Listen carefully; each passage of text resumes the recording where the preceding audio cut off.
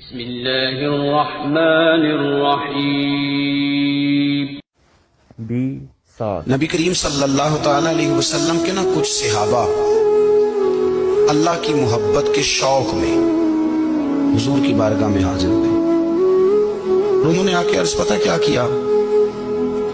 عرض کرنے لگے یا رسول اللہ صلی اللہ تعالی علیہ وسلم، سالوں بیت گئے ہیں سجدے کرتے ہوئے، حضور سالوں بیت گئے ہیں تسبیح پڑھتے ہوئے، سالوں بیت گئے کہتے ہوئے کہ سبحان اللہ وہ پاک ہے، ہمیں سالوں بیت گئے یہ کہتے ہوئے کہ اللہ اکبر وہی سب سے بڑا ہے، سالوں بیت گئے کہتے ہوئے کہ الحمدللہ ساری تعریفیں اللہ کے لیے، سالوں بیت گئے اس کی تسبیح کرتے، تحلیل کرتے، تکبیر کہتے۔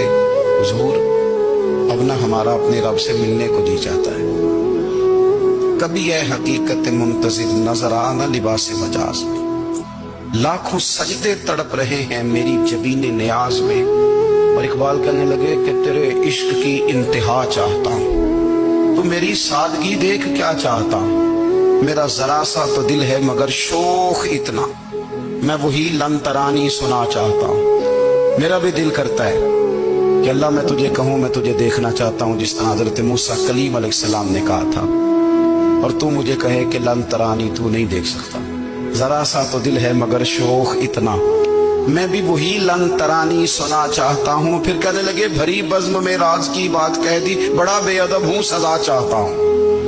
دیکھو سب لوگوں کے بیچ ہی میں نے یہ کہہ دیا۔ میرے عزیز صحابہ نہ شوق میں، کتنے سارے لوگ ہیں آپ، کتنی ماشاءاللہ بڑی تعداد میں آپ آئے، ہم بھی کبھی اس شوق میں گئے ہیں کہ ہمارے رب کو دیکھنے کو دل چاہتا ہے،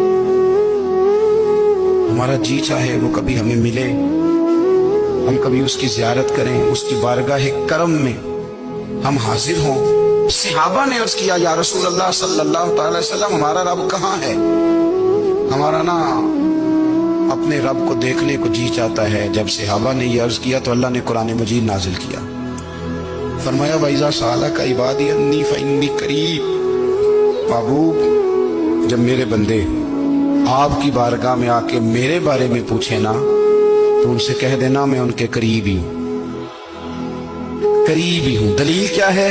یہ جب بھی مجھ سے دعا مانگیں گے میں ان کی دعاؤں کو قبول فرماؤں گا، میں ان کے قریب ہوں، میں ان کے قریب ہوں۔